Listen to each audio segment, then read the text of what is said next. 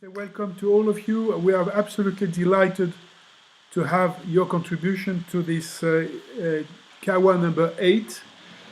And we are particularly pleased to have our friends from NAHRO and American friends in the States joining us for this very international digital exclusive session. It's a pleasure to see you so many in the room, and we have a lot of participants from different corners of the world, so it will be exciting. I don't want to take too much time in presentation, and I would like to introduce to you Roy Adams. He will be the moderator. He has prepared a kind of a short introduction which is displayed right now, and he will monitor the discussion. If you want to interject with the discussion, please raise your hand and open your mic. Otherwise, close your mic to avoid interferences as we are recording. I wish you an excellent CHRA. Roy, would you like to take it over, please?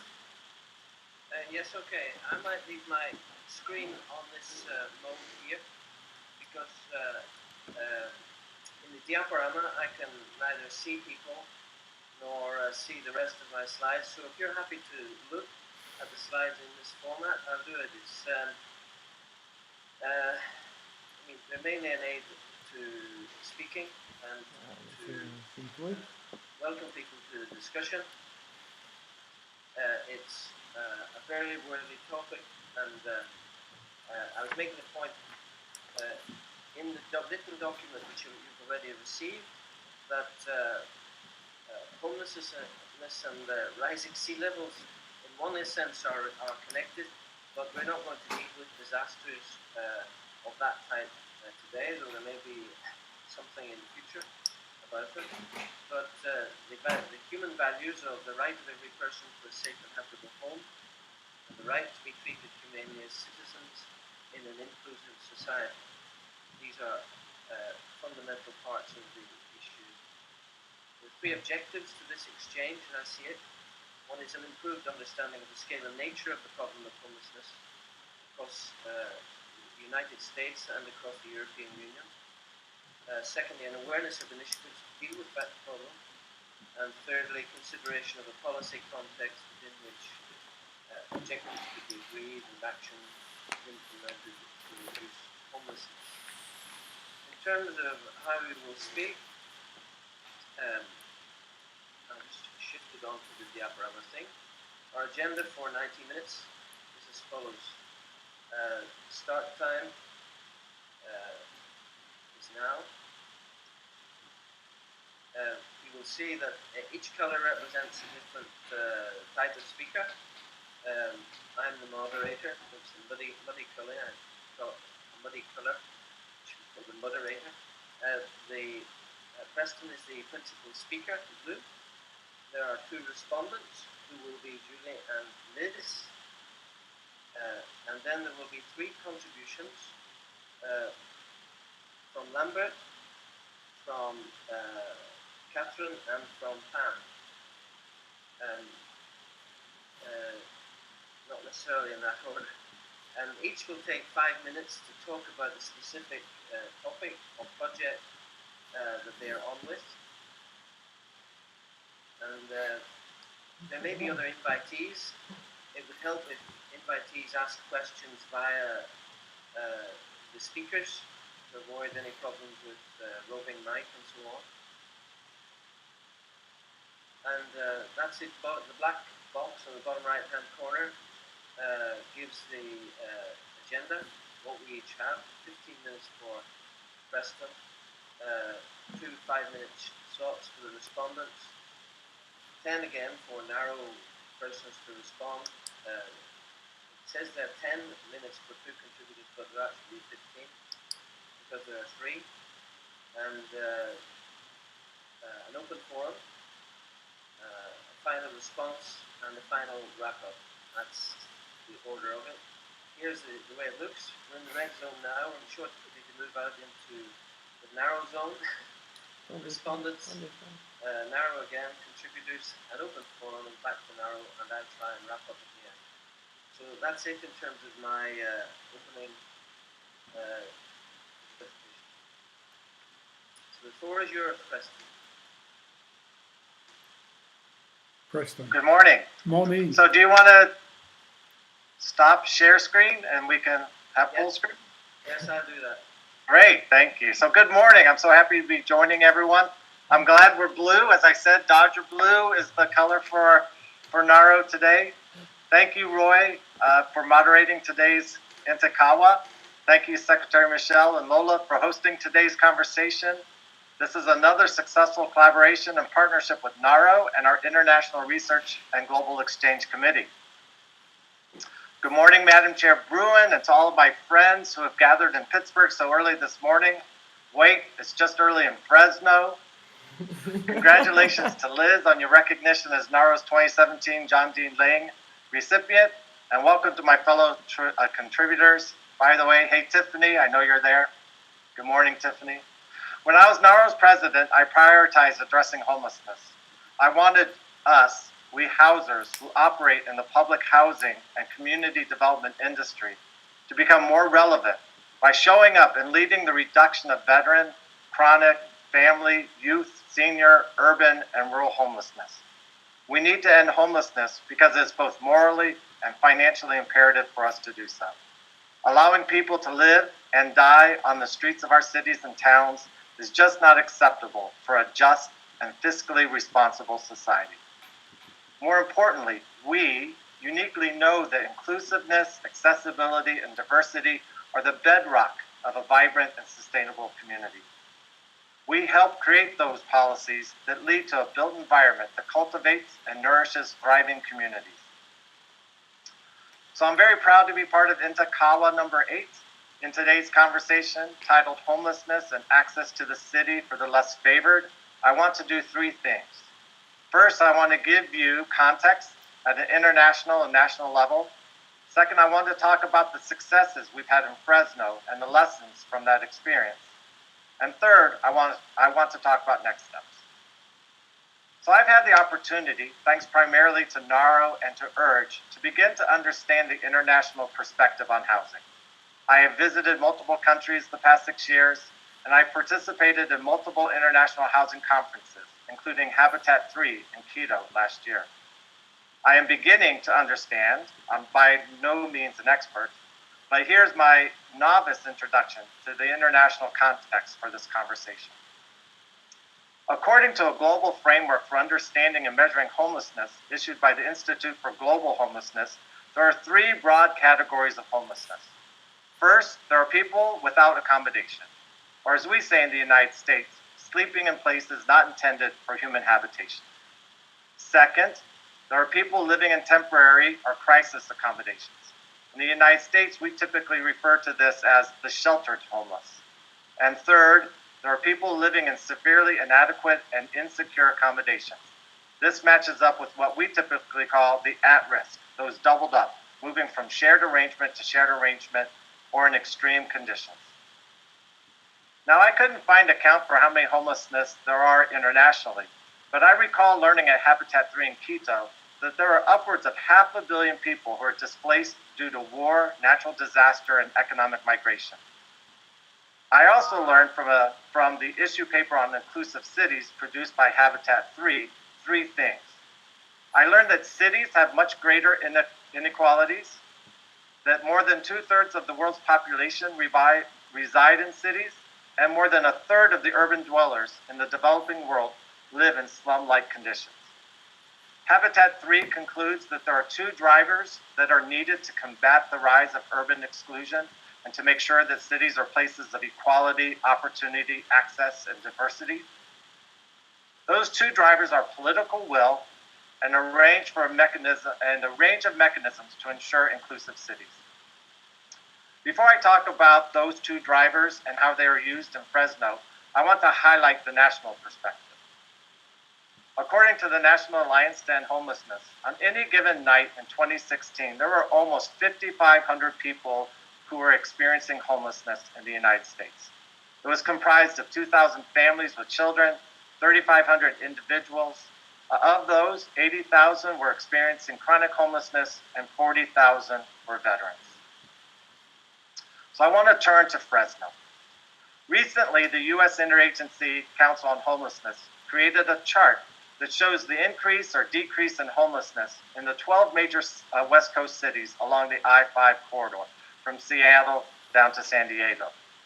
Since 2011, 9 of those cities have had a growth in homelessness. 3, Eugene, Oregon, Long Beach, California, and Fresno, California, have had a decrease. The city with the highest success is Fresno. We've experienced a 60% reduction of sheltered and unsheltered on our streets since 2011. And here's how we did it. Pre-2007, agencies addressing homelessness really operated in silos. We didn't have a clear understanding of who was homeless because we had an unproven system of counting the homeless. To exasperate the problem, the city was embroiled in a lawsuit for illegally displacing homeless people. We had large encampments with names like New Jack City and Cutthroat Alley that were dangerous and unhealthy.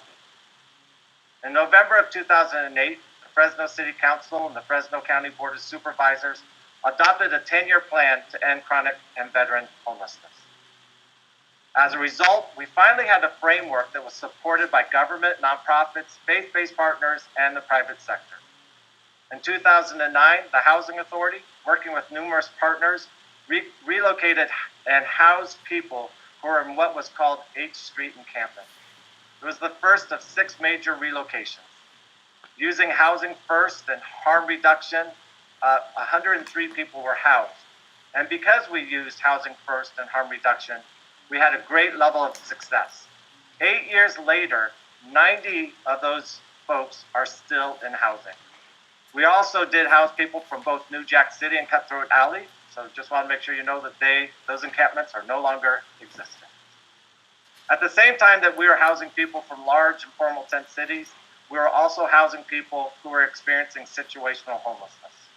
In 2010, we housed 400 individuals following a rapid rehousing model. 2011 was a very important year for us.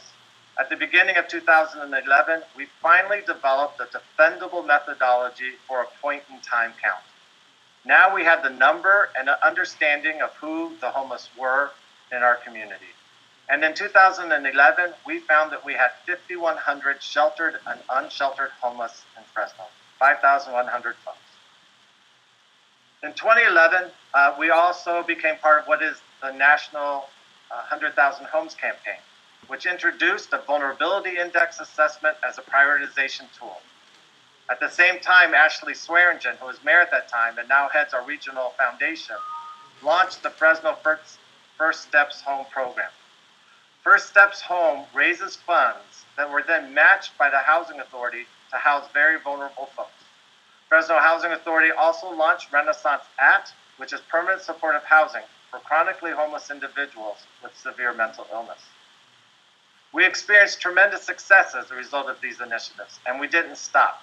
We kept working together. Fresno Moderator Continuum of Care members continued to align resources to focus on chronic and veteran homelessness. Fresno First Steps Home raised more money. We started a home tenant-based rental assistance program for homeless individuals. With the VA and allocation of VASH vouchers, we made great strides in housing veterans, and we launched a coordinated entry system, a single point of entry into the housing world for a homeless person. And it worked. In 2014, 3 years later, we had a decrease of 2,500 people. In 2015, in the partnership with the city and county, Fresno First Steps Home, and a local collaboration we call Community Conversations, the first multi-agency access program point, or MAP point, was launched. MAP point is a single entry point for vulnerable people who are then linked with appropriate service providers. We say the right place for the right service for the first time. Located at Poverello House, it focused on homeless individuals. Towards the end of 2016, through all of this focused work, we hit an all-time low for our city, and our point in time showed that we had 1,722 people on our streets. Unfortunately, we've experienced a slight uptick over the last 2 years. Today, we have about 2,000 people who are homeless, but that is still a reduction of 60%.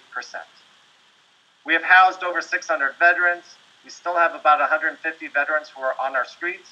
Quite honestly, having one veteran is too many. And we've reduced the number of chronically homeless folks to 600. I want you to celebrate with me. Celebrate Fresno's successes, because it was not by happenstance. It is, as Laura Zellinger prodded us to do, it is about relentless focus. To summarize what worked in Fresno, we created a philosophy that reflects the values of the community: empathy, compassion, perseverance, and inclusivity. We did not accept tough love as the approach. It just doesn't work. The philosophy was then embraced by community leaders, particularly elected officials like Mayor Swearingen, fomenting the political will to welcome the homeless and the less favored people of our city. We adopted housing first over housing ready. We adopted harm reduction over sobriety. We collaborated, aligned resources, and made system changes with housing and community development agencies at the forefront. We worked across sectors with nonprofit organizations, local government, faith-based institutions, community members, and the homeless. I didn't really talk about it, but engaging the homeless as part of this process is a key component for success. We adopted a coordinated entry system that led to a by name list. Our map point now has 9 locations and is an entry for more than just the homeless, but it's an entry for those who have mental illness, substance abuse issues, maybe those who are coming out of the criminal justice systems, or maybe in the emergency rooms of our hospitals. We rapidly rehouse those who are experiencing homelessness for the first time, and we prevent homelessness for those at risk. And when necessary, we fight like there is no tomorrow when ideas are brought forward that demonize and criminalize the homeless. We have not used all of the tools. We have not used accessory dwelling units or tiny homes. We have not adopted inclusionary zoning. Yet, we continue to explore all of those to see if they're appropriate for our city. So, next steps. Fresno, like the other communities, has a plan to achieve functional zero. We have great data. We know it works. We have a by name list of who is on the streets. We know who they are, and we know where they are. So I'm going to borrow liberally from many different documents, particularly a number of those created by the U.S. Interagency Council on Homelessness, and also from one written by John Olivet, who's the CEO of the Center for Social Innovation. I'm going to borrow liberally from them to discuss the next steps that apply not just to Fresno, but all communities in the U.S. I think we need to do 4 things. 1, we need to invest in more permanent housing following the Housing First model. I want to do 2 quick editorials. I don't believe we should focus on tiny houses, shelters, safe and legal tent cities. I just don't think that they are good solutions. And I think we should only focus on transitional housing for specific populations, such as victims of domestic violence and transitional age youth. I bring that up because I think it could be a contentious item. And a second editorial, we must be thinking of housing for those who are exiting the criminal justice system that so disparately impacts people of color. We need permanent housing that helps people connect back into society so that they don't suffer a second jail term through the denial of housing and opportunity. Our second next step, we need to follow... 2 minutes, Preston. I'm almost done. We need to follow the harm reduction model and keep wrapping services around folks as they are housed. Our services should be comprehensive and address employment, education, health, mental well-being, recovery, and financial literacy, and more. 3, we need to destigmatize and better understand the causes of homelessness and become a community that is inclusive towards those who are vulnerable and are experiencing homelessness. Not just change the rhetoric, but actually embrace and welcome people into our communities. And 4, we need to prevent folks from becoming homeless. But when they do, we need to house them rapidly. We need to rehouse them rapidly. So I went from the international to the national to what happened in Fresno and the lessons learned. I hope I'm bringing us back to the national level on what we need to do to have cities become places of opportunity for everyone. I thank you, and I look forward to kawaing with you the rest of this morning. Thank you. Thank you very much, Preston. Excellent. That's very good, and we'll receive a written copy of that, won't we, in due course? I will send it to you, yes. Very good. Could I ask Julie to say a few words, maybe Julie on your saying from Yes, can you hear me? Yes. Wonderful. Well, good morning. My name is Julie Brewen. I'm the chair of NAHRO's International Research and Global Exchange Committee, and my day job is that of CEO of Housing Catalyst, which is the City of Fort Collins, Colorado Housing Authority. Fort Collins is a city of 170,000 people. Its primary employers include the major university, high-tech industry, sustainable energy industry, and microbreweries, for those of you who like beer. I'm very proud to have developed Redtail Ponts Permanent Supportive Housing, which is our region's first such development that was financed with low-income housing tax credits and staffed with partner agencies, including the United States Veterans Affairs, local mental health center, and other partner agencies. And since its opening in March of 2015, I'm proud to say that 89% of the formerly chronically homeless residents have remained stably housed. So in the United States, we've been fortunate to have had a national shift from funding for shelter to funding for housing, but the funding has not matched the need. Preston talked about political will.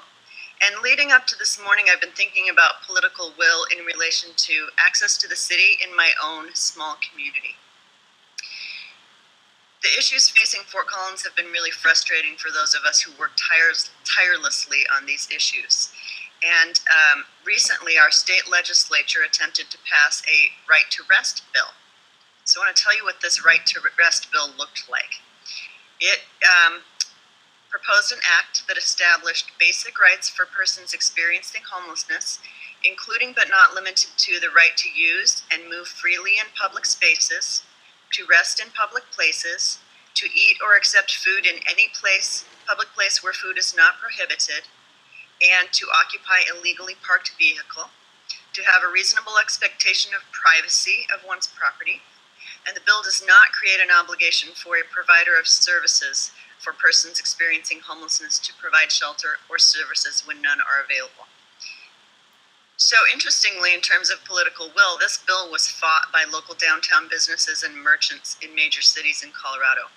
Business owners have a significant voice with local government officials, and their voices really rang out, saying that begging and panhandling scare people, drive away people from a vital part of the economy, a vibrant downtown city center. This has been a pretty interesting debate, points of contention in my community. And so when I think about political will, those are the things that we're struggling with in my small community.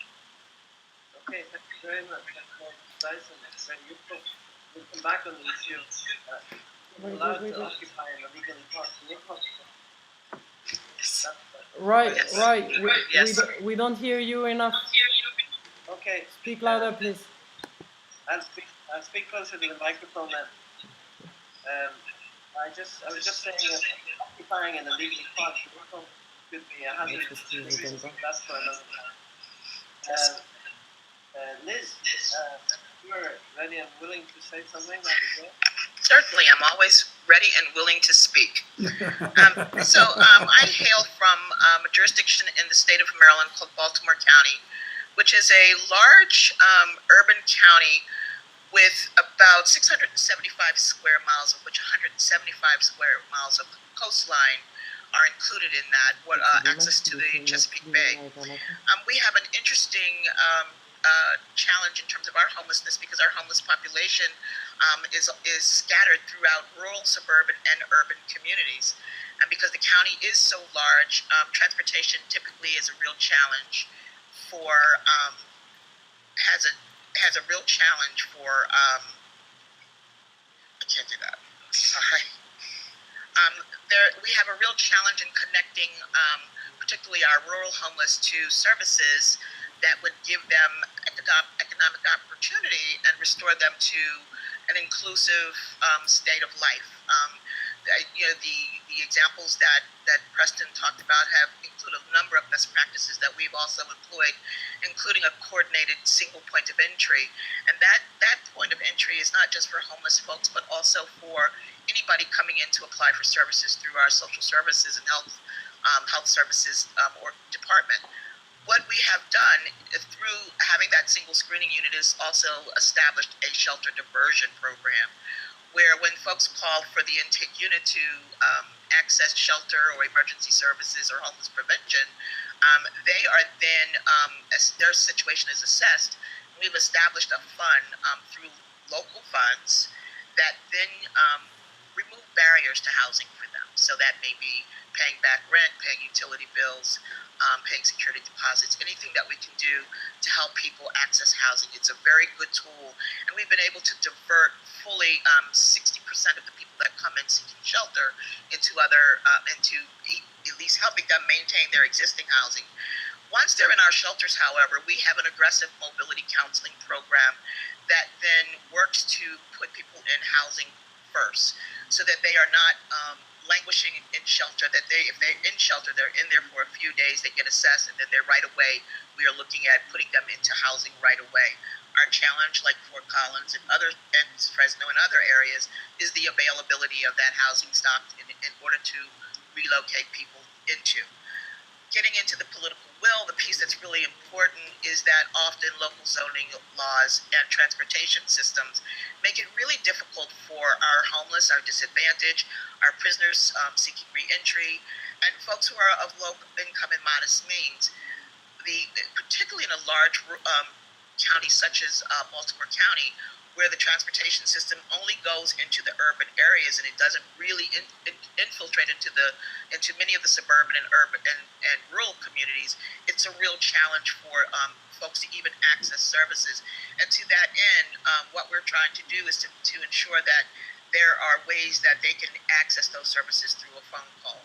What we struggle with, quite frankly, is the political will to change the zoning. I think that is an issue that we face throughout the United States, so that inclusive communities can be difficult. We may have racially diverse communities, but we do not have economically diverse communities. And one of the things that we struggle with is ensuring that disadvantaged people are able to access economic opportunities so that they are not spatially segregated and isolated from mainstream society. And so we are challenged with ensuring that we provide access in a way that does not cause to continue to segregate them in communities that are impoverished without access to good education, which is really critical for children of homeless families to be able to access well-performing schools, and to then be able to connect them to the economic opportunity, which will then make them able to sustain housing once we've gotten them in it. Because it's great to get them into housing first. We have to then make sure that we can help them sustain that housing. And the only way that we can do that is to focus on inclusion and access to economic opportunity, and to continue to press the issue around access to transportation, because that is the future of ensuring more inclusive communities, and in particular helping to ensure that disadvantaged people are no longer isolated both economically and spatially. Okay, thank you very much. I'd like to ask, are there any questions, any presentations on commonality or differences? It's certainly through my research that the impacts of public are completely underestimated in global society. Pittsburgh, can you switch off your microphone, Pittsburgh? Yes. Sorry. Okay. Yes, Kathryn wanted to say something. Yeah. I'm just saying I couldn't hear what you were saying. Sorry. Okay. Sorry. Well, we've had 3 presentations on the situation in the United States. All of which have been very good. Are there responses or questions regarding those approaches? That's the main thing.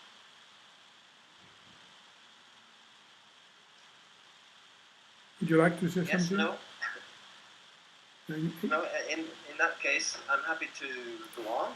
And we have Pam Hine, who's going to talk to us from her Canadian experience.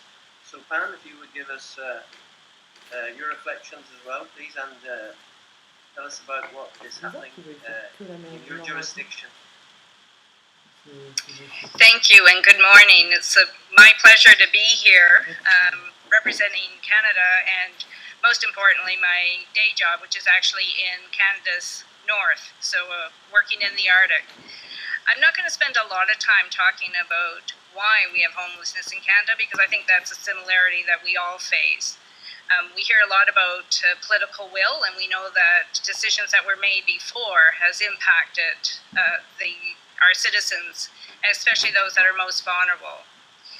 It's a huge debate in Canada about how many people are actually homeless. The Homelessness Hub, actually on their website, will say that anywhere between 150,000 to 300,000 individuals experience homeless in any given year.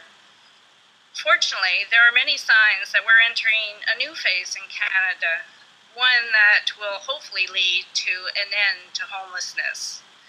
So we do have political will, which is something that we're embracing at this point.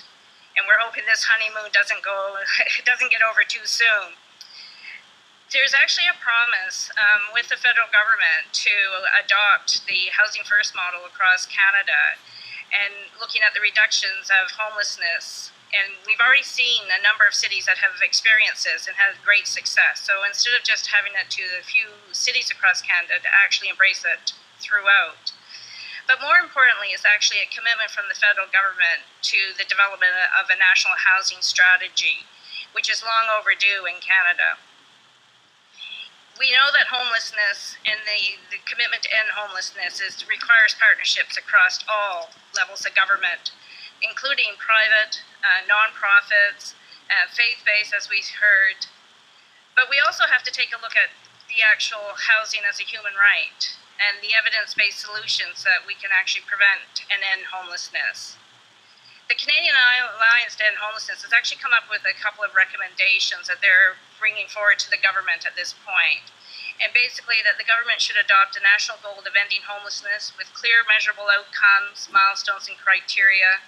Renewal of the Homelessness Partnership Strategy, which is the federal contribution towards homelessness, reduction of homelessness. The issue with this fund is that it's actually targeted to 61 communities across Canada. As we know, homelessness isn't targeted to 61 communities. It impacts everything. We talk about, the presenters already talked about urban, but we also have to know about our rural communities too, and the importance of providing the programs and services in the rural communities and not just in the urban centers. We need to take a look at federal, provincial, territorial partnerships to make sure that we have affordable units and the whole housing continuum. We need to take a look at the priority of populations. When you look at youth, Indigenous people, veterans. So again, homelessness isn't a gender, it isn't an income level, it's not an ethnic problem. We need to take a look at keeping our affordable housing stock. That's a big issue in Canada. The Canadian government has we've signed agreements where Canada is supposed to be stepping out of the investment in affordable housing and social housing. We're hoping that the commitment for a national housing strategy will see the renewal of that. If not, we're going to have a number of people who are currently housed that will now be at risk of being homeless. We need to take a look at the Indigenous people. And I'm going to move into my northern experience, and this is where it's really severe. When you look at Canada and you look at the challenges, the actual challenges, the overrepresentation is our Indigenous people. There's been a huge impact of the residential school, where Indigenous people were taken from their communities, taken from their culture, taken from their families, and made to live in our idea of society. And we need now to move away from just talking about reconciliation and move for action. We've got the right people talking about reconciliation, but now we need to take a look at action. And through this, we're wanting to call to have the right of housing enshrined in legislation, to commit the federal government to implement and adequately fund the national housing strategy based on human rights and the protection of those most vulnerable.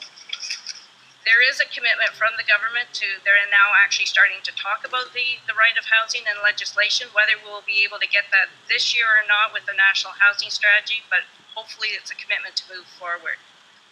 I'll give a few minutes just to talk a little bit from my experience working in Canada's north. We live in a harsh Arctic climate. We've already got snow and ice on the ground.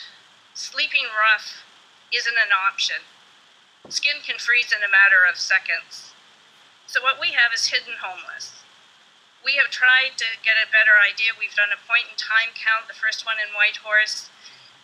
But a lot of people who are homeless don't even say they're homeless because they will sleep somewhere that night. They just won't have an actual address, which means that they have a very difficult time trying to get programs and services.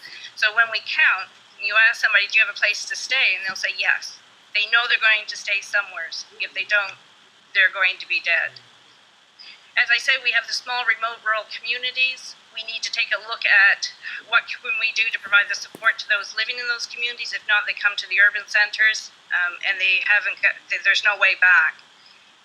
Programs and services have to be delivered in a compassionate way with a focus on clients. Too many times we have people coming in to get our services, and so we have an after-hour service for women. People come in with women and children come in to get the services, but they won't actually disclose they're homeless, because as soon as they disclose they're homeless, children are taken away from them. So they'll come in and they'll get the services, but the right to report, the duty to report comes in. So we have to start looking at the actual compassion of what we can do to be client-focused and wrap around, and not just to take a look at protection and trying to separate. In Yukon, we have a number of First Nations. We have 14 First Nations. There's only 38,000 people in the Yukon. We have 14 First Nations. 11 are self-governing, so they're actually governing. They're modern. They have the same level of government.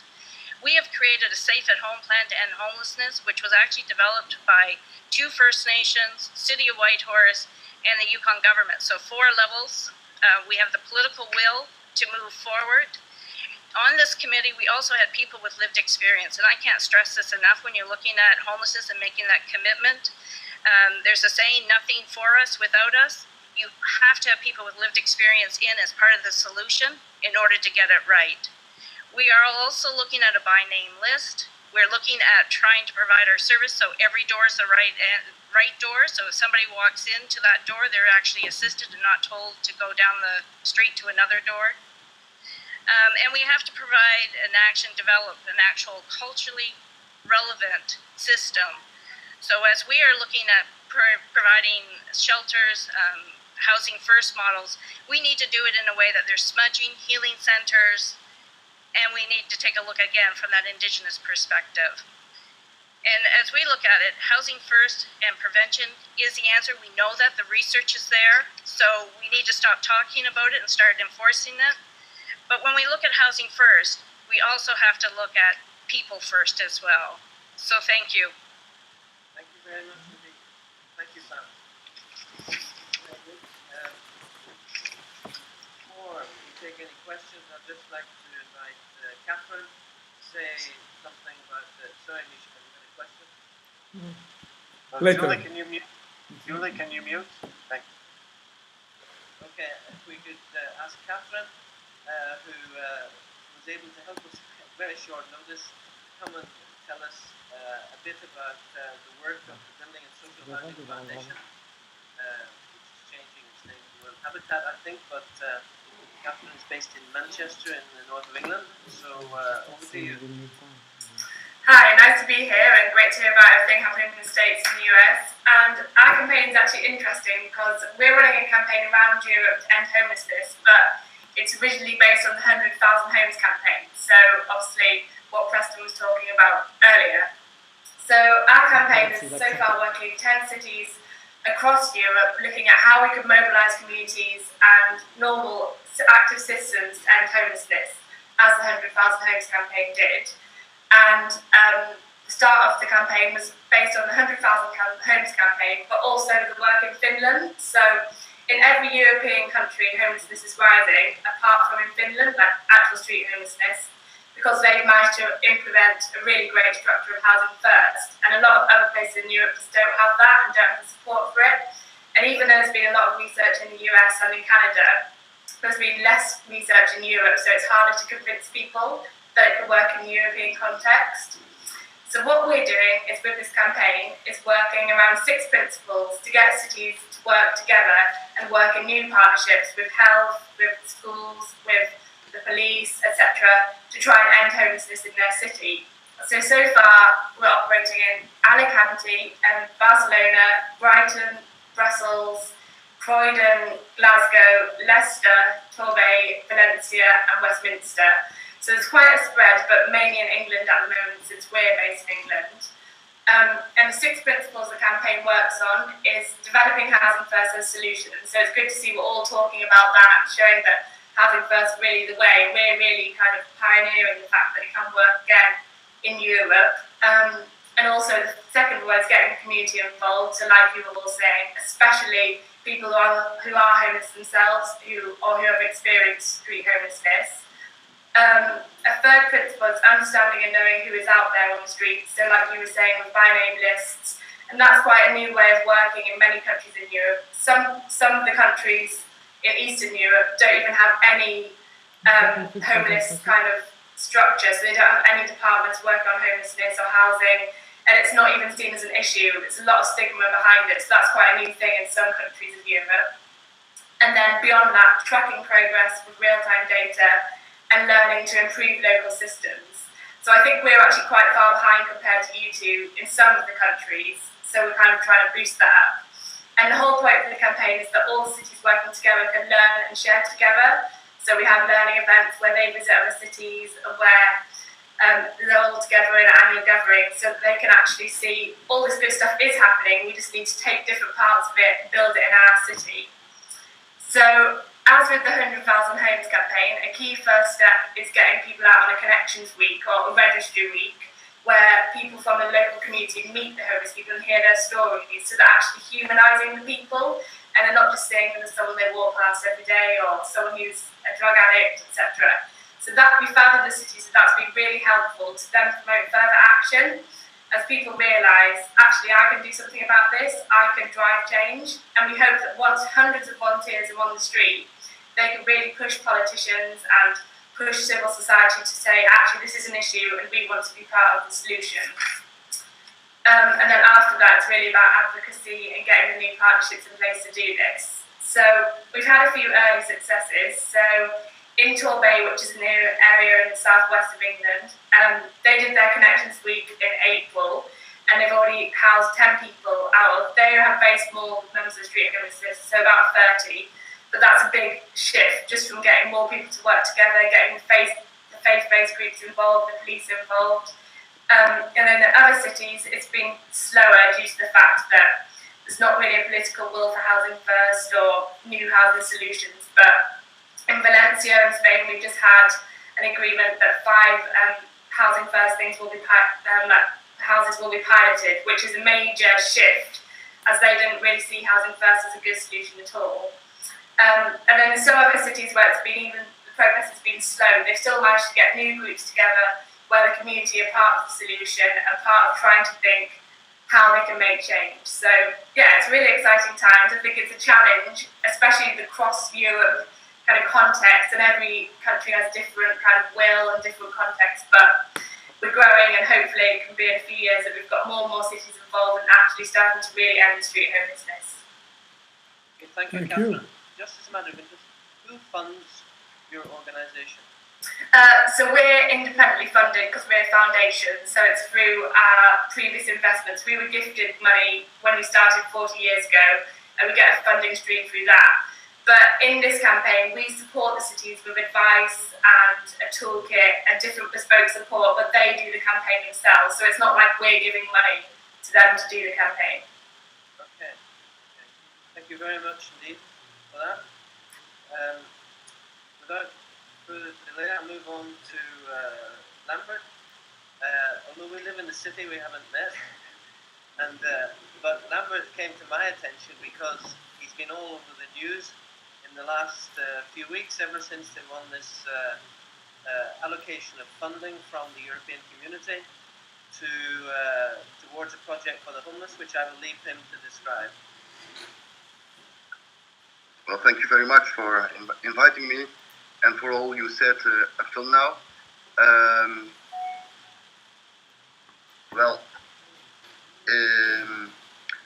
in Nantes, in France, we have a really shelter approach up till now, bed, bath,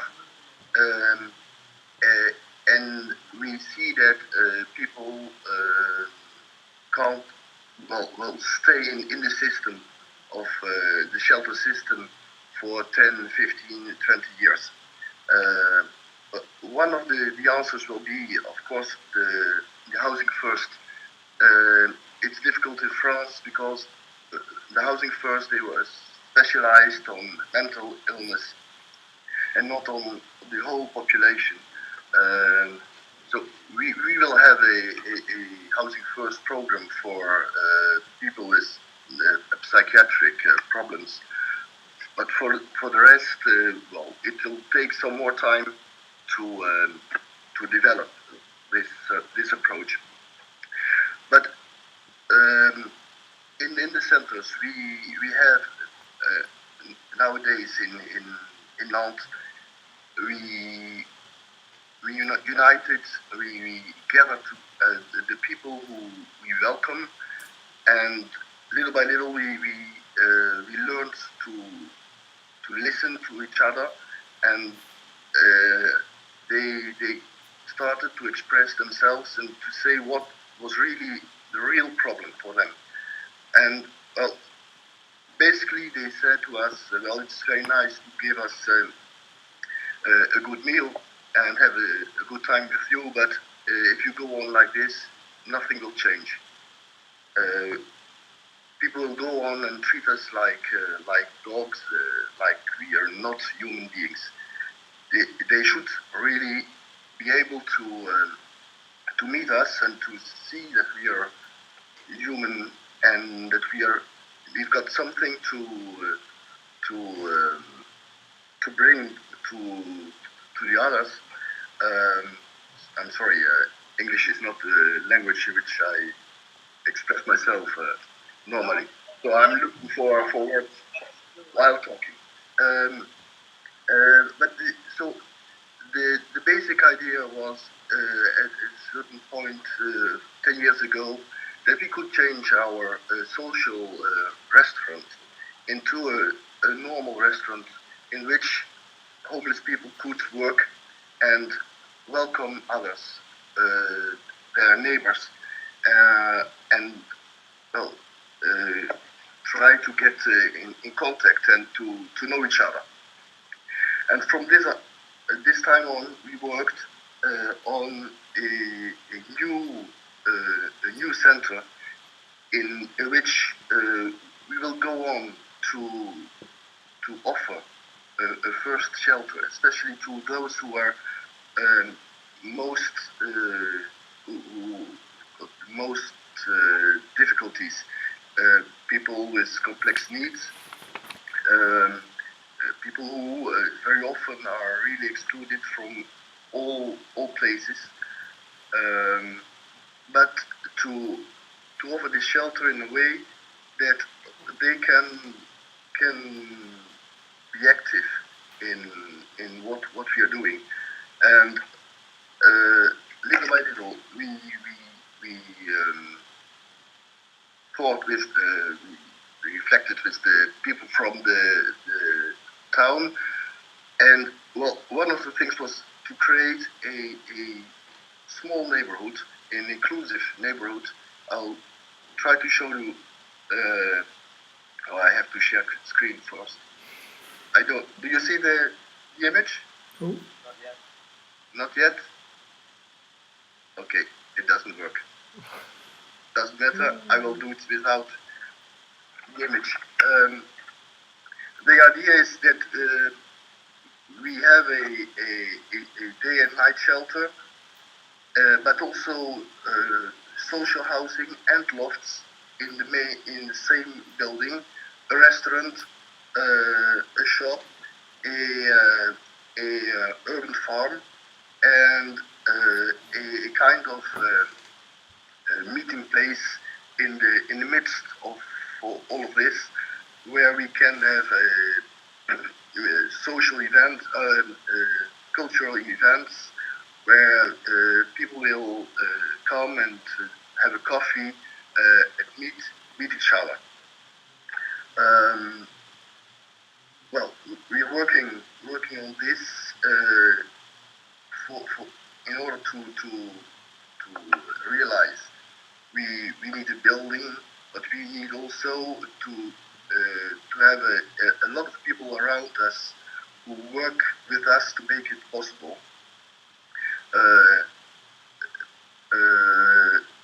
In order to create a kind of a real inclusive neighborhood, we work already today with the local police, with those who are in charge for the local government, for animating the neighborhood. We are working with urban authorities to think the rest of the new area which will be built, in order to make it a real place where people can meet, where children are welcome, where at the same time people with addiction problems can have a real place, and I don't know, they can welcome a classroom to see what we are doing in the farm. But for this, we are working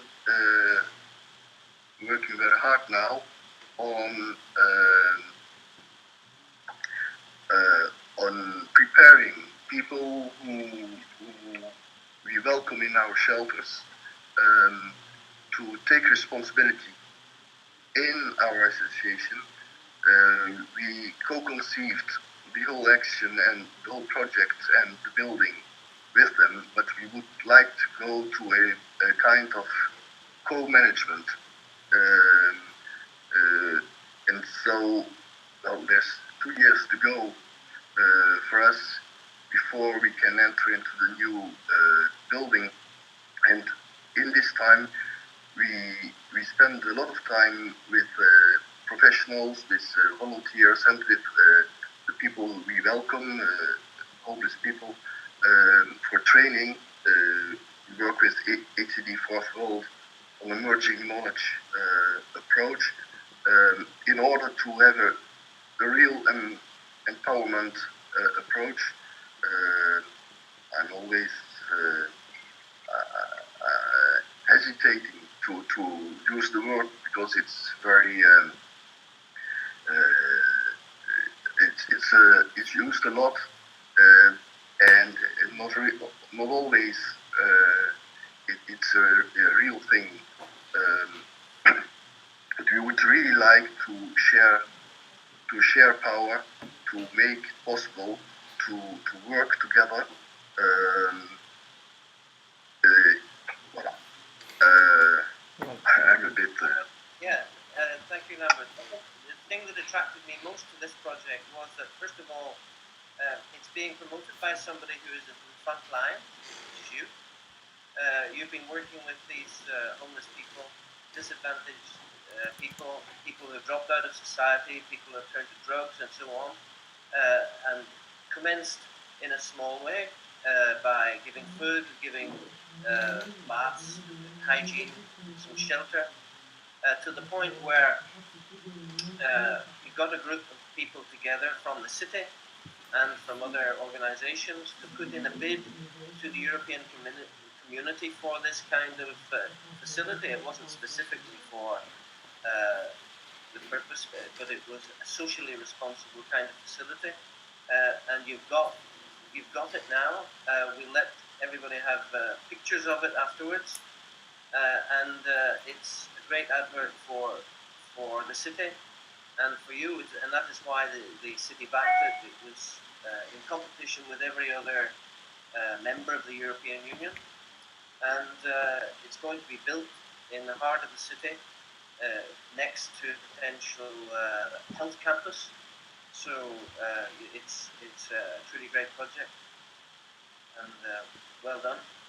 Yeah, and I think the word power was really an important word. We don't talk about power in the United States, but that's what it's about. The justice and the passion we might have for folks that we're seeking, it's really about giving them power to within society. So thank you for bringing up power as a concept. Yes, absolutely. Thank you, Michel. Wait. Let's open the mic. Thank you very much. Very exciting, very inspiring discussion with all of you. I had a question. I think my questions cross through the different presentation, particularly the first one by Preston. I'm very impressed by the concept of housing first, or first housing, rapid housing, rapid relocation, or rehousing of the people. My question is, where do you get the houses? Where are the free or available houses? The stock of houses, do you have an empty stock of houses for these cases? And the second question, which is related to the housing, what about land availability? Do you have enough land to build houses for this type of people? Because it's certainly not conventional developers will take the risk of building this kind of houses. Should be heavily subsidized. I guess it will be heavily subsidized.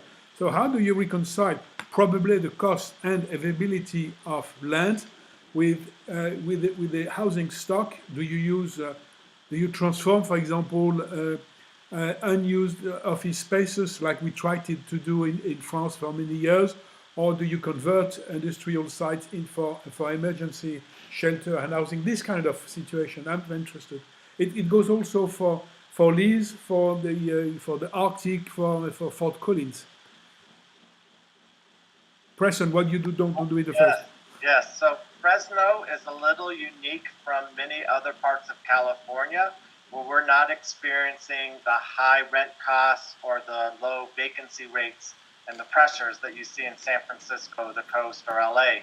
So we really have been employing two models. One is through rental assistance, helping individuals access housing within the market, and we do have available housing. And the second thing we've been doing is building housing, as Julie talked about her development, her permanent supportive housing development. We have built 4 permanent supportive housing developments. And so it's about building the housing. There's a picture of it, very nice. It's about, so there's still a lack of housing. There's a lack of rental assistance. There's a lack of new housing stock. Building is expensive. We're looking at costs in the United States and Fresno at $250,000 a unit, $250,000 a unit to build a permanent supportive housing development.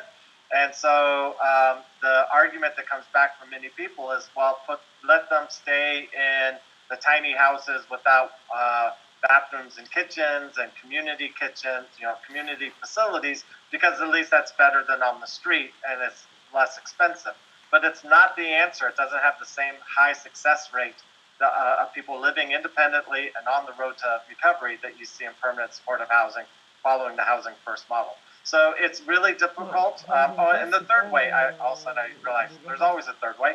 We've been realigning our shelter and our transitional housing, our existing units where instead of it being transitional housing, we're making it permanent housing, moving people out of the transitional housing, out of the shelter, and turning those into permanent supportive housing, knowing that that's what really works for someone to be living successfully. Thank you. Are there other questions or points from Hi. So one of the things that we have tried to do in Baltimore County, knowing that there is a shortage of housing, is that we have worked with developers in the absence of having inclusionary zoning or zoning ordinances that set aside affordable units. We've used our community development funds and our relationship with the state to provide set-aside units in existing properties or properties that are being constructed, so that we have units that are set aside, so in a typical 100-unit property, so that we can mixed incomes, we may set aside 5 units specifically for homeless people, 5 units for people who are disabled. And then we will also then maximize our housing choice voucher program so that we make homelessness a priority so that people can get those vouchers, and then we work with them on mobility in order to make units affordable that may be located in areas that are not economically and racially segregated. Okay, thank you. Thank you. Still on the question of housing, one of the issues that I think needs to be tackled, because I have a background in architecture as well, is that of the price of housing. You know, can we explore different ways of building houses which are suitable and adequate for occupation, but to build them cheaper? It may be a bit early days, but as Lambert will know, in Nantes, where we live, the first house produced via a 3D printer has come on stream, and it's fascinating to see a machine just building a house according to a pre-programmed device. Whether that will catch on, I'm not sure.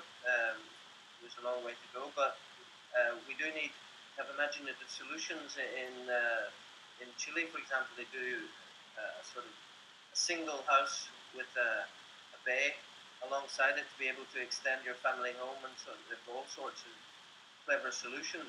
So that is a factor. But funding, presumably, it's mostly through developers providing housing with a percentage of it to go for so-called social housing, which means the rent is less and affordable. But a lot of the discussion has been around how do you get people from the street back into society and into housing. That is the biggest problem, because everything you look at, the homelessness statistics are rising, and although in America somebody thinks they're falling, but I was reading, but the truth is that certainly in Europe, homelessness is rising. There are a lot of migrants coming into different countries, particularly the countries in the south of Europe, Spain, Italy, and France, for example. And these people need to be catered for. You will all have heard probably about the so-called the jungle, which was an informal settlement set up in Calais, just over the sea from England.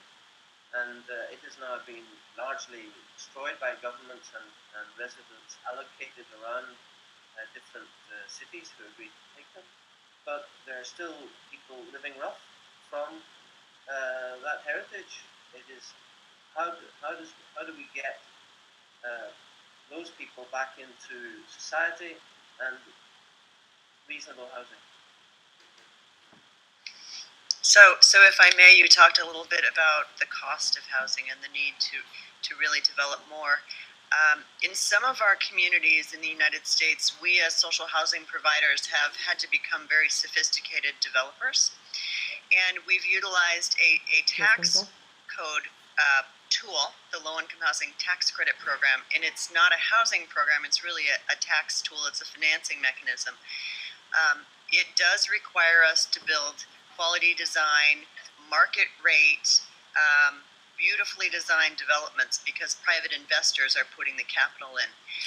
When I talked about Red Tail Ponds and showed the picture a few minutes ago, as with Preston, we're also at $200,000 per unit.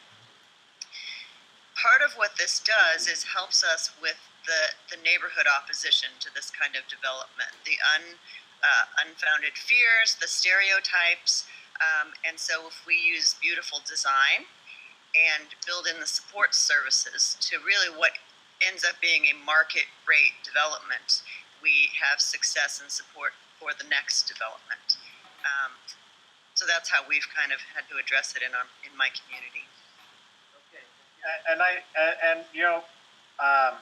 We are not facing the issue of the immigration that's happening in Europe, right? And it's overwhelming to see what's happening in certain communities. We're not experiencing that. I wish we were, to tell you the truth. I wish we had a better policy to welcome people. So just because I think that's the right thing. But so for us, it really goes back to that idea of, the best time to plant a tree is 20 years ago. So the second best time is now. And I think the idea of trying to do something modified that isn't integrated, that isn't part of the fabric of the community. I see a lot of tiny homes, or I see a lot of alternative construction sites. They're in isolated areas. It's like not near transportation. The homeless are really kind of out of sight. And I think what we're trying to do is really have people welcomed, welcome the less favored into our neighborhoods and into our communities. So I think that's probably the reason why we focus on physical permanent housing units. They're very similar to what anyone else lives in. The other thing I would add is that we have learned from past mistakes, and one of them is building housing on the cheap. And we find that it's horrific to maintain, it's expensive to maintain, and low-income people usually don't have the wherewithal, the tools, or the resources to maintain it to a standard that keeps it acceptable and attractive in the community. So we find that you need to invest heavily in the subsidies or the equity that's provided through the low-income housing tax credits in order for it to be durable, because we want it to have a lifespan of greater than 20 to 30 years. And we've seen a lot of properties that were built in the 50s and 60s having to be torn down and then redeveloped. And maybe I can just add on from the Arctic perspective, because obviously the cost to build in the Arctic is severe. We've got the climate that we have to work in. We're heating our units 12 months out of the year. Even when we have summer, I think it was Tuesday this year. So we really need to be careful. And unfortunately, the Arctic is scattered with prototypes of housing that somebody thought was the solution, which isn't. So we really do have to take a look at it. And we have to take a look at it, obviously, from a building science, because we have to make sure when we make the investments that they will stay. We have to look at the quality of life. We don't want to warehouse people. We want to give them a good quality of life. So we have to take a look at that. I think really what we need to take a look at, and what we're doing in Canada and in the North, is looking at the whole housing system or continuum, and not just focusing on one. Because if you just focus on homeless, you're going to forget about the other piece. So we, as a Yukon Housing Corporation, we're a lender, so I actually lend money to people to build suites in their basement apartments, and it's supply. Even one unit at a time in a small community has an impact. We do partnerships, so we're just opening actually tomorrow a partnership with a First Nation Dev Corp. So they have land, they have money.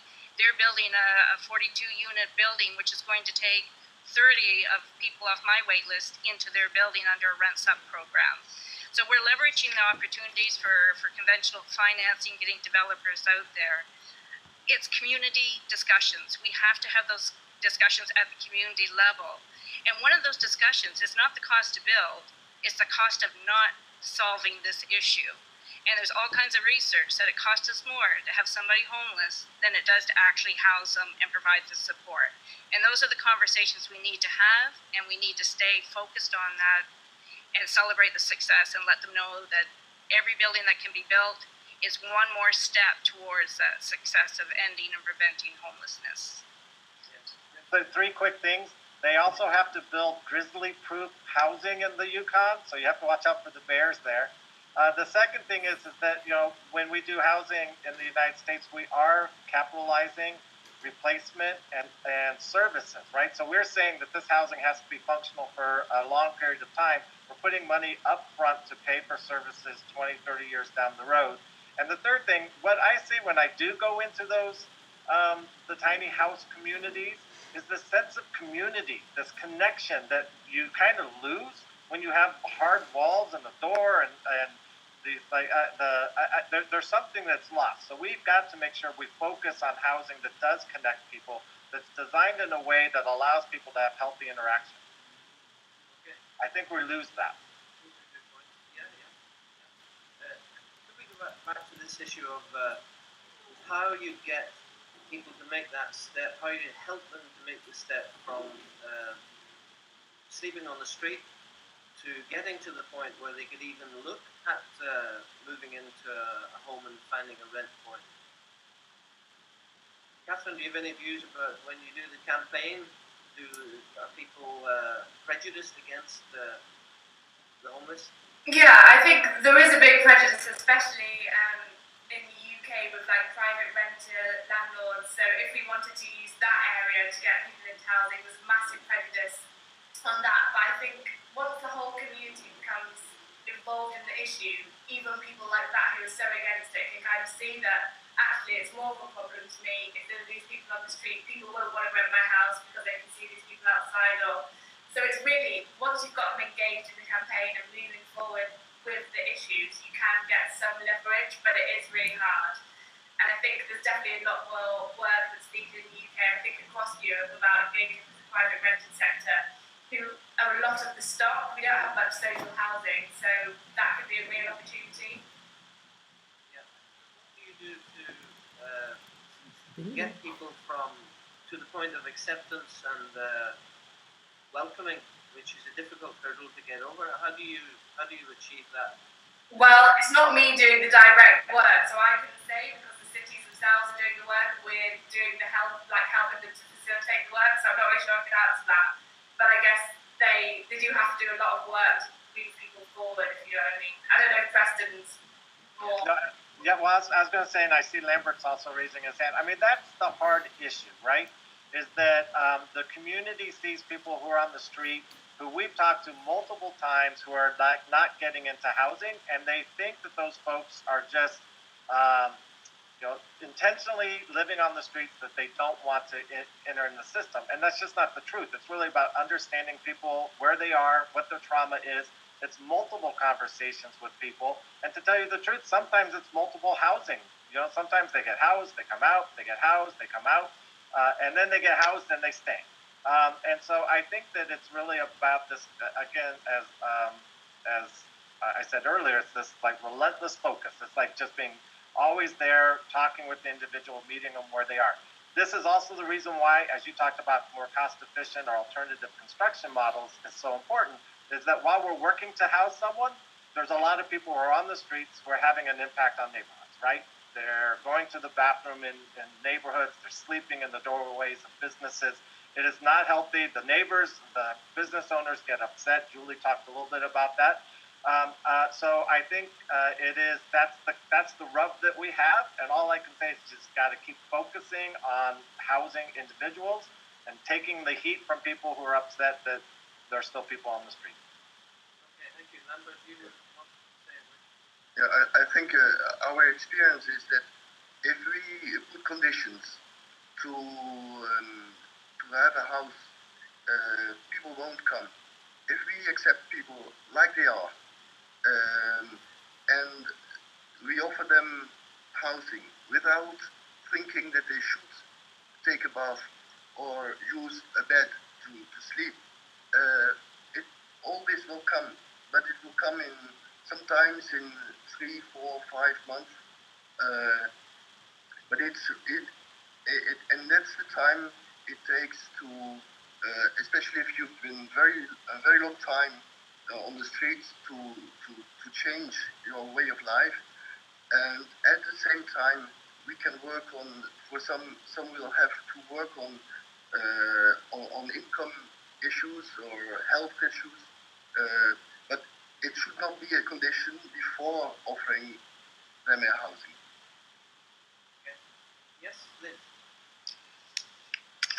One of the things that we've done in Baltimore County is develop street outreach teams, and we fund organizations to go out and engage people on the street. Trust is a really critical issue when trying to engage homeless people who are living on the street, particularly if mental illness is a factor.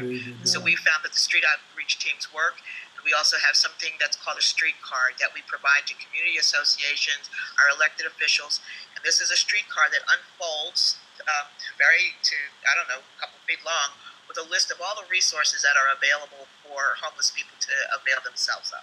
Right. So we also have street outreach teams who really engage people who are living on the street. Those are the folks who came to Red Tail Ponts.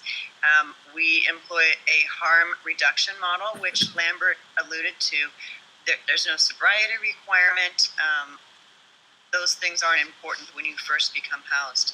We also had the luxury of looking at design. So we had an architect's assistant on our design team who had literally been homeless for 3 years prior to his getting this job at the architectural firm. He was able to help us really think about daylight, use of outdoor courtyard space, noise mitigation, all of these kinds of things. We did find that people came in and thought it was too quiet, or they couldn't sleep because of, it was dark, it wasn't light. We also had a lot of folks that came in and immediately had surgeries, back surgeries, other kinds of health issues that they could not take care of on the street. But the harm reduction piece is really, really important, not requiring sobriety as housing ready. And I guess just to add to that, so obviously outreach is the big piece, but it's also the actual training and education of service providers. So we've been working a lot in the Yukon to get people together, all the service providers, so that we have the same definition of homelessness, we have the same language, same understanding. So when we are meeting with clients, we're talking the same, without the client coming in and hearing one thing from one person and then going to the next one. So we really are looking at every door is the right door. As soon as that person at risk walks through the door, they get the programs and services, even though they may walk into the Yukon Housing Corporation. We may not be able to help them, but we don't turn them away. Because as soon as somebody gets enough, I guess, they get to the point where they actually are walking through that door for help, if you turn them away, chances are they're going to walk out and they're not coming back. So we have to meet the client where they're at, when they're ready, and as Preston said, it may mean coming back over and over again, but eventually, well, hopefully we'll be successful with it, but you don't give up. Well, it seems to me the prime responsibility for housing the homeless rests with the cities where those people live. That seems to be the way of it. But those cities in turn are also dependent on revenue from government, and there is an understanding there. Frankly, I don't feel there is an appreciation at the highest government level of the harm that homelessness does to communities or its cost. Do you have any views on how you persuade governments differently? Yeah, so I'm always impressed by what's happening in Canada. They changed their annual conference to not just housing, but housing and homelessness, which I think you did about 3 years ago, right, Pam? I mean, it's just fantastic. And you see that there is public will coming there because they brought in the Medical Association, they brought in the Association of the Council of Government, or they brought in the retired Canadian retired AARP, similar to AARP. So I think that it is about that focus. In California, and I think it's probably for most of the United States, it's the county that has the money for services and cities don't. So we always have this fight with the counties to get the dollars. But I think that Kathryn brought up the issue that is most important. The humanizing of individuals, getting that story out is so important. And the second thing, it's all about data. We need to show that, and Liz brought this up, we need to show that housing an individual saves money. We did a study of 200 individuals who were housed. We went to the hospital. We looked at the 2 years prior to them being housed, how many hospital visits there were, and then post-housing. And it went from something like 400 visits to the emergency room in 2 years to zero. I don't believe it. I think there's got to be at least one, but they are saying that it reduced it to zero. That to me is a huge cost savings for them. We need to think about then how to get the the health industry to help pay for the housing of folks, because we're saving them money. And so data and telling the story to me are really key. Okay, I just want to ask Lambert, in your discussions with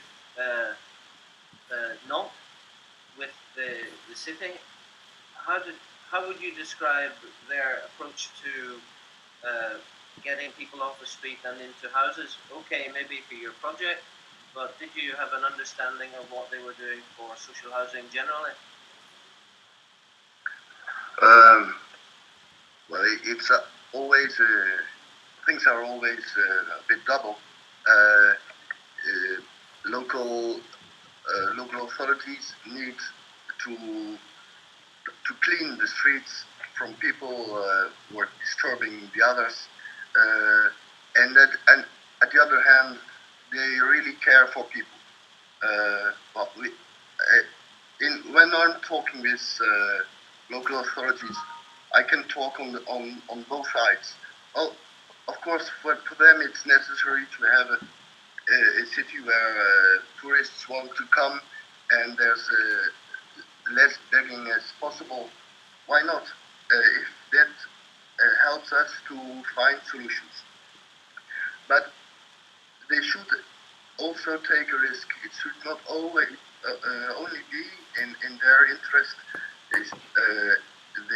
I think the political will needs also a human rights approach or a humanistic approach to listen to people. And I found out that when I could tell them literally what people did say to me when I met them yesterday or the day before, and how they find solutions and ask us to change our approach, they were really listening to us. I think if we are able, of course, to show things about costs but also to talk the real things, the real lives of people. There's respondents, and there's a political will which will come sooner or later.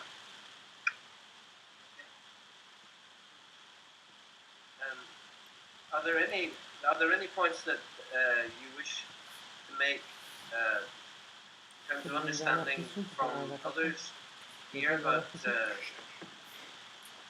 any issues? Yeah, I think the conversation that's underlying all of this is that many of you have a right to housing. We do not in the United States. We have a right to access to housing under the Housing Act of 1949, and I think that is a game changer. Canada has a right to housing, right, Pam? Do you? No? Okay, so I think that right to housing is so important. I think that we need to be pushing for that. I think that would change the attitudes about the homeless and welcoming unfavored folks. Yeah. Okay, Michel. Okay, Michel and Liz. Thank you, Preston, to raise the point of the right for the city, the right for housing, because we are not supported by the UN system in the sense that Habitat has not approved totally the concept of, not at least the words, the right to housing or the right to the city, and we are working with a very vague notion of what should be done at the local level or at the national level as well. So I totally agree with you. There is room for pushing for the recognition of the right to the housing, but the right to the housing should be expanded for whom? So that means you're certainly introducing an element of discrimination, because it's very difficult to claim without consideration of cost, consideration of capacity to build, of land availability and so on, that additional 2 billion people for the next 20 years will have the same quality and the same decency of housing than we are enjoying today. So already it had been in Maryland, Liz already mentioned, you mentioned also the homelessness and the low level of affordable housing. But for the next 2 billion people, we will have to build another type of housing. I don't want to say which type of housing, but it will totally different, certainly different from the one we know today, and the access to this kind of housing will be certainly much more, I would say, systematized, let's say, according to the real needs and the capacity of the cities and the territories. Liz, you wanted to say something? what's been real clear about the conversation is that partnership development is critical for any level of success around addressing homelessness. But I want to encourage people to think about going back to something that Preston said about emergency room use and the use of data. So in the community hospitals that I serve on the board of, what we have done, because we recognize that we have super utilizers who clog up our emergency rooms and who have chronic readmittance to the hospital. What we have decided to do is to work in conjunction with the housing community to develop and explore mainstream resources, but also to hone down on those super utilizers and case manage them to make sure that they are in housing, or if they're not in housing, to get them in housing. And that is as a population health matter for the United States, I think it's important for us to realize that homelessness is a public health issue. It is not just a housing issue. We keep looking at it as a housing issue, but it is a public health issue with all of its social construct. That's a good phrase. There's one aspect that I wanted to bring up in relation to this debate. It's not really the subject of the debate, but it's critical, and that is the access to work. The access to work that people require to earn money, to pay for their homes. Is there an integration between housing authorities and economic authorities at the municipal level to assist this transformation so that people have access to work opportunities? I would say the one failure that we've had in Fresno is out of the thousands of folks that we have housed, that we've had less than 10% who have been able to access employment. And I thought that once we got them housed, took care of the other issues in their lives, that then employment would follow, and it hasn't happened. So we are now starting, as I heard that Lambert is working on, is that job training program that allows people to have that environment where then they can learn certain skills and then move on to full employment in the market. But I think that is key. If you have a job and you have income, it's a little easier to make sure you pay for your housing. So it's a kind of a no-brainer. It makes sense. Sure. Liz, you wanted to say something? Well taken, Preston. One of the things I wanted to point out that in Baltimore, because of the issues around transportation, we've had some local employers and the local foundations fund something called Bridges to Work. And essentially what that is ride sharing and the ability to provide low-cost vehicles to low-income people so that they are able to access private car transportation when public transportation will not get them to the job opportunities. Okay, that's interesting because, once again, here in Nantes, they're very into experimenting with all kinds of ways of traveling around the city. Everything, with every mode of transport. You've got to be very alert not to be knocked down by an electronic scooter, but which is soundless. Michel. Just following Liz's comment about transportation, just to give an example, in the UK, in the UK new towns, there is a movement, there is an association which is spotting abandoned bicycles.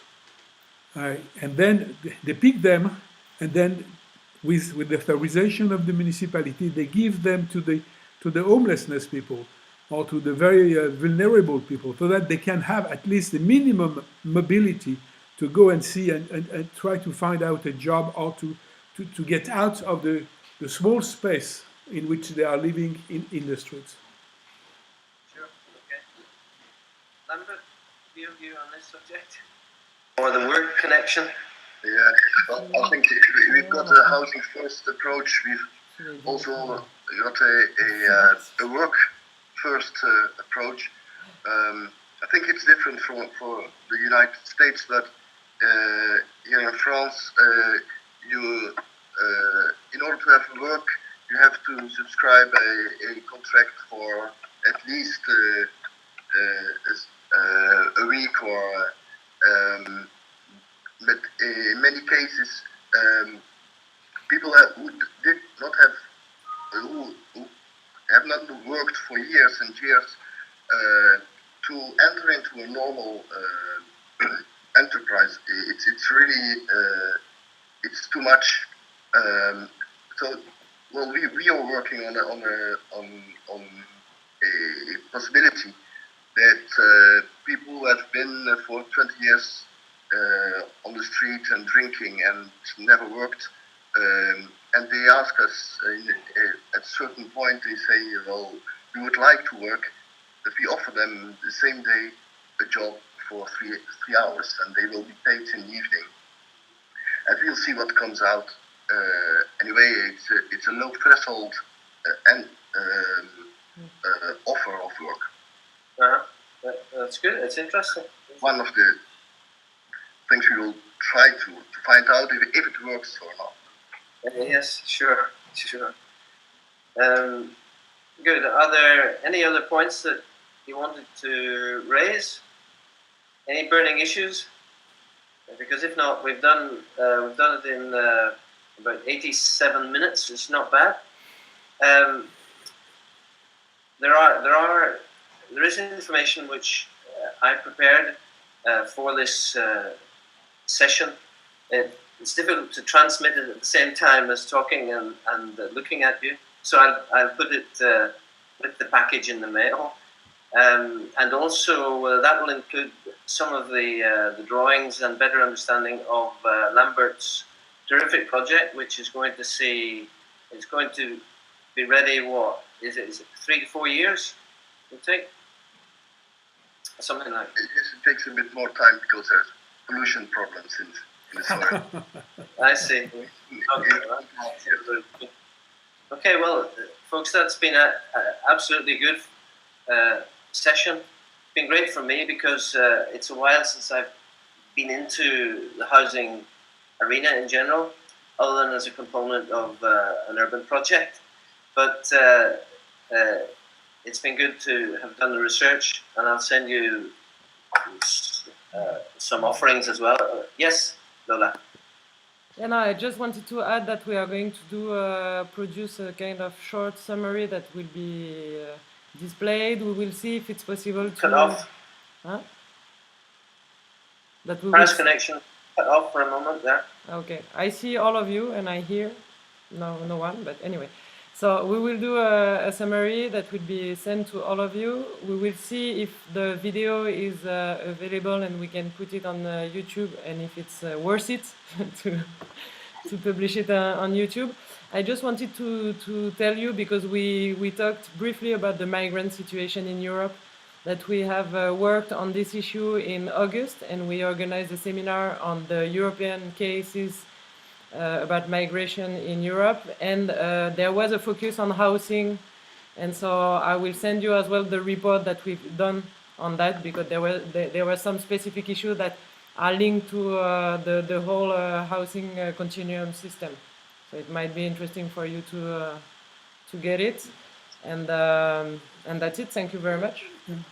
Yes, just to say thank you to everybody before Roy do conclude with a few more words. Thank you to everybody. Thank you for the willingness to wake up so early and to speak to us. Thank you to Lee. Thank you to Julie. Thank you to Pam. I wish you an excellent NAHRO Congress in Pittsburgh. It's a pity that we can't be with you, but please extend our compliments and congratulations to the current president and to the chairperson, Julie, you are here, of the International Committee. Thank you to everybody.